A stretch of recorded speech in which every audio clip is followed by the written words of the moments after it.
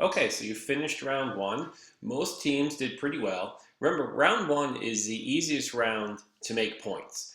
So if you make a lot of points in round one, don't expect that to be the case for every round. The rounds are not balanced where it's the same ability to make a lot of points every round. Round one is the easiest because you're coming off a bad management team that made a lot of mistakes. So you made a lot of corrections, improvements in round one, a lot of easy things to fix, and you made a lot of points in round one. But moving forward, it's going to be hard to keep making 1,000 points every round or 500 points every round. So what you want to do is you want to figure out the total points you need to win the simulation, which means to get the total points you need to get the full score for the simulation, and the remaining rounds you have left. So I'm going to go through how to move ahead. So you finished round one, so now we're in round two. And the first page you come upon is the overview page. And here you see year zero is the previous management team. So that was their results. Year one are the results from the first round that you've run. So they're compared in a year-over-year analysis. So if I go from revenue per share, which is the total sales divided by the outstanding shares, it went from $12 to about $24, or a 97% year-over-year change. This is the percent increase. So I earned 1 point for every percent increase, or 97 points.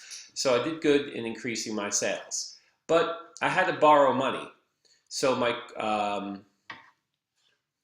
quick ratio went down, I guess, because my current assets, current liabilities have changed. All right. Now my profit margins went from 40, gross profit went from 40 to 46, 23 to 27, and 16 to 19, which is very important. This is what investors want. This is what financial managers are supposed to do. This is why companies are started and run, is to maximize profit. And a good evidence of maximizing profit is increasing profit margins. So every round you're expected to increase these profit margins. So I increased my gross by 15%, my operational by 18%, and my net by 19%. So I earned points for all those. So if your profit margins went down from year zero, you're not doing a good job. You have to do whatever you can to increase your profit margins, to maximize shareholders' wealth. All right. My total asset turnover went down by 14% because I purchased a lot of assets. In round one, I bought factories, operational improvements. I put a lot of money into assets. So that's expected that my total asset turnover went down. Okay. We look at my equity multiplier has improved. My return on equity has improved. So the actual profits in relationship to the equity of the company. My earnings per share went from $1.90 to $4.45 per share. So that's a 135% improvement. But the points are limited to only 100 per category. So I only get a full 100 there. My return on assets was only a 2% return on assets because I had decent profits and returns, but I increased my assets almost as quickly as I've increased my profits. So I only got 2 points there. My market capitalization, which is the share price of the stock times outstanding shares, went from 50 million to 148 million, a 200% increase. I earned 100 points, again, because of the 100-point cap. And if I look at my book value went up, which is if I take the actual equity of the company, assets minus liabilities, and divide by the outstanding shares, yes, I get a book value per share. So my actual value of the company went up by 64%, 65%. And if I look at my forecast, the old management had a forecast rate about 65% for each vehicle. I was able to get to 100% forecast, which means I met all of my forecasting demand. And now 2 vehicles, my forecast percentage was under. So my forecast was not as accurate. But it was still more accurate than the previous year. So I'm coming a lot closer to my target on my forecasts. So I did earn a lot of points here because I did improve over last year. Now, my operational investments, I made a lot. I made $40 million of operational investments, which is 100 points, because I improved it 100%. And my cash surplus, I had a deficit. So I had this surprise deficit. I thought I was going to have a cash surplus, but why do I have this cash deficit? Some people, the pro forma financial statements showed a surplus. Oh, I forgot. Those financial statements I saw last year were estimates. So something must have happened to cause this deficit. I'm going to have to check that out. So my total points around are 643, which are pretty decent. I just want to, if I have to earn, a certain amount of points for the 6 rounds I'm competing in, I've gotten this much closer because the points are cumulative. So I add each round's points together. So I can add this 600 points to whatever next year's points will be and keep moving forward so I get to that running balance of points that I need to get the full score for the simulation. Okay, let's move on to the assessment. So in the assessment tab here, I can get a personal assessment to how I did. So my revenues are 5 stars, excellent. My stock price is above average. My profit margins, gross, operational, and net profit are above average. My total asset turnover is low or poor.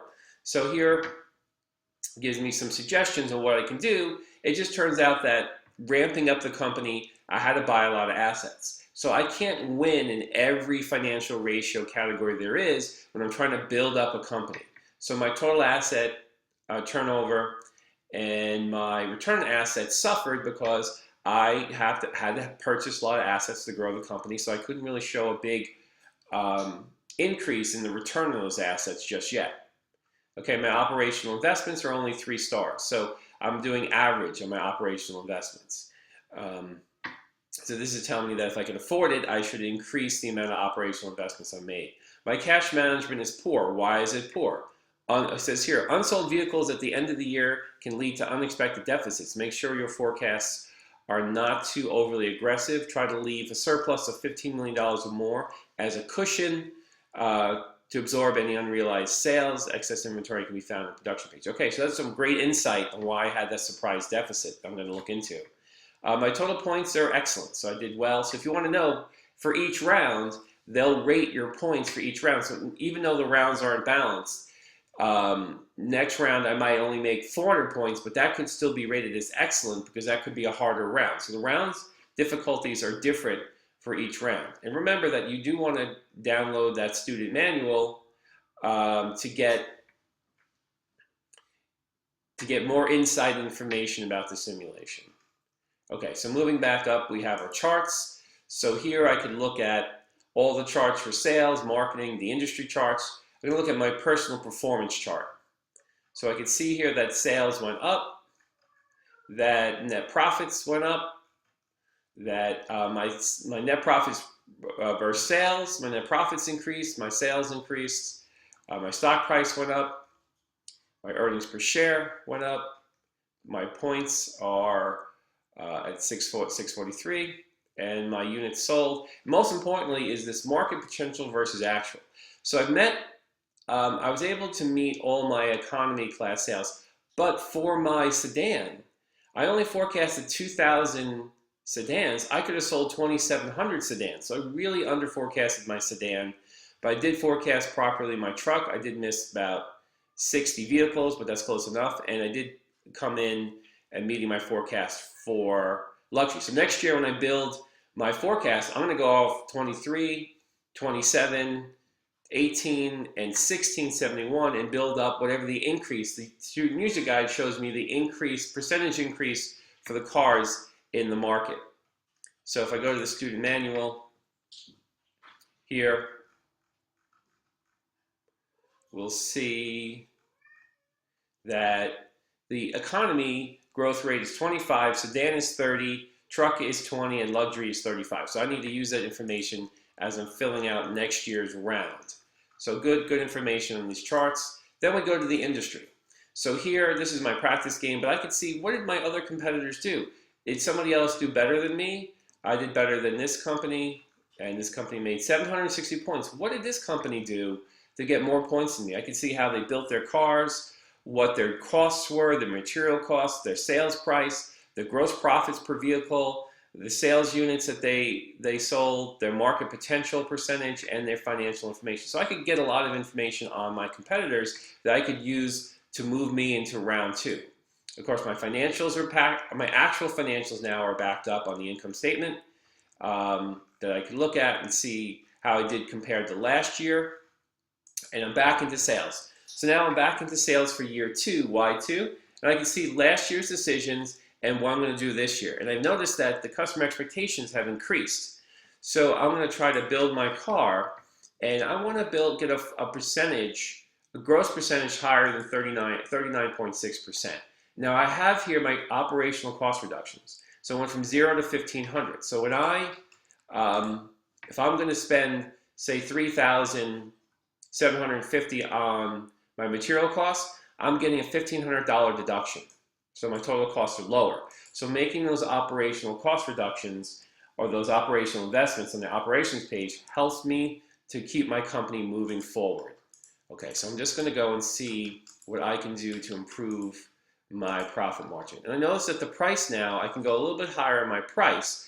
And why is this? Because every year, car companies raise prices by and large, and customers expect more. So car companies deliver a new model of their vehicle with better specs to meet the customer expectations. Okay. So I'm doing better here on the profit margin. So maybe I can increase some features a little bit.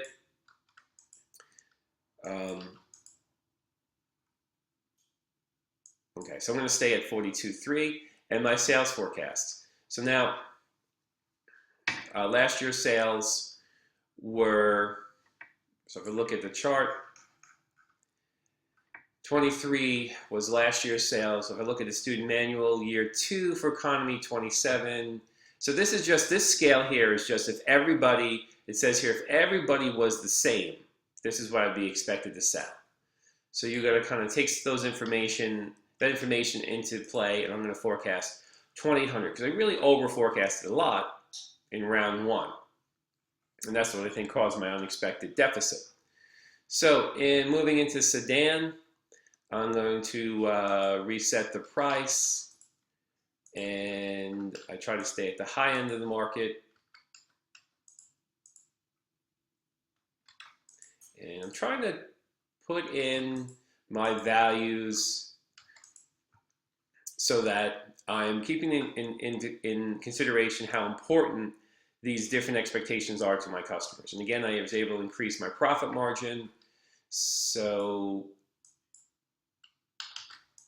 all right, see if I can just get to meet, I want to at least meet the bottom level. But sometimes if it's something like luxury features are not that important, maybe I'll go below their expectations, because if it's not that important to them, I shouldn't lose many sales. So let's see, for sedan in year 2, 33.80, and I could have sold 27, so yes, I'm going to go 3,300 here as a better forecast. All right, so then in truck,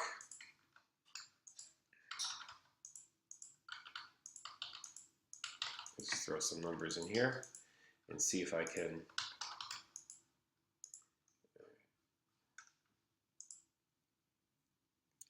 1,800. I sold 18. Okay, so I'm going to put in 2,000. I'm going to put in 2,000 because I'm going to make my truck maybe a little better than most. All right, so then move into luxury here.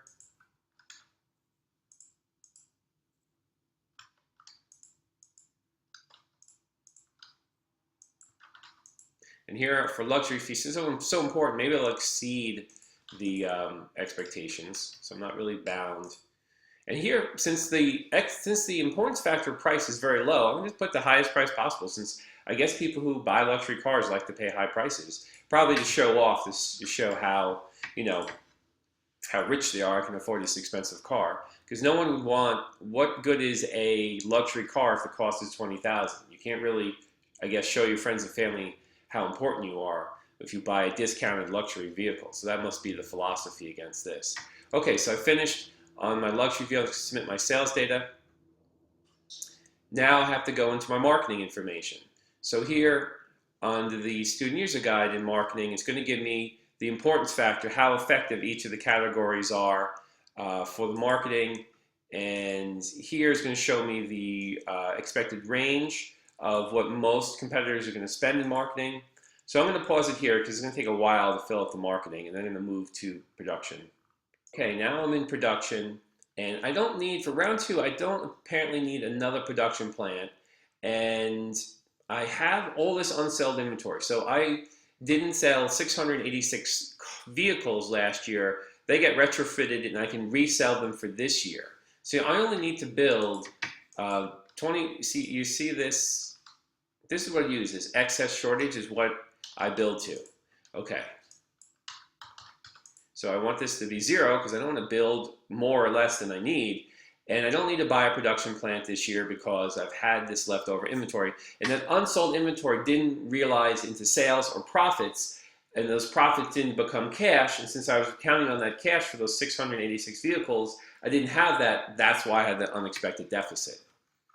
Okay, so I'm going to increase my operational investments.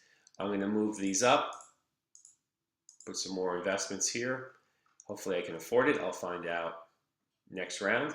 So here I'm forecasting more sedans. So I'm going to have to actually buy 2 factories. So I don't need 4, 2 factories. So I have the capacity, enough capacity to make 3,300 vehicles. So now I can make 4,000 vehicles, but I only need to make 3,300 because that's what my demand is.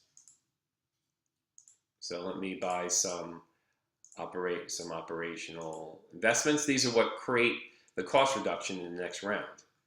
Okay, so then let's see. Actually, I don't need any plants here, so that's going to be good for my asset level. But I'm going to buy some operational investments. And then here, a new production plant. Again, I don't need it. I have about 80 leftover vehicles, and let me buy some additional operational investments here. All right, and submit that data, and then it brings me to my finance page. So I'm going to go to the very bottom and see that, I have a $33 million deficit here. Okay, so that's a lot of deficit. I'm going to have to go to the production page and scale back some of my operational investments. Might have been a little too aggressive. So let me buy these down a little bit.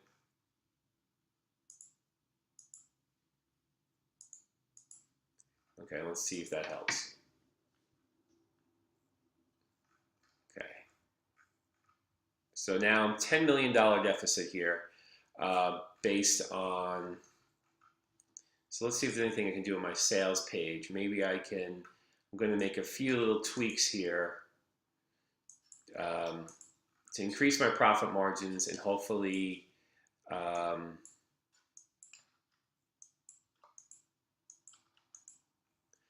increase the amount of profits I'm going to generate. Okay, so I made a couple of tweaks here. I'm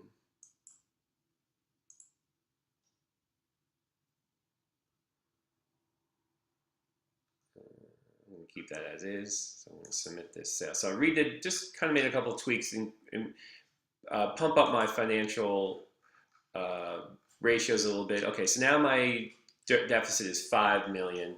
Okay, so I'm going to have to go and issue some stock here.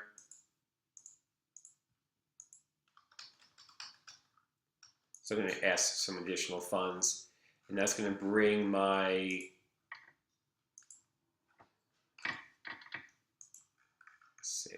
it brings my surplus up to 10 million.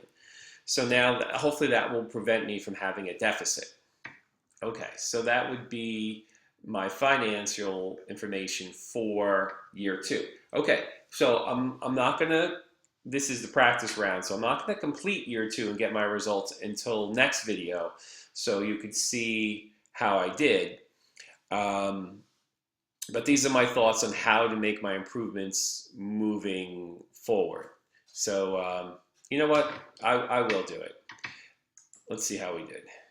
I can't wait, I guess. Okay, so for year, now moving into year 2.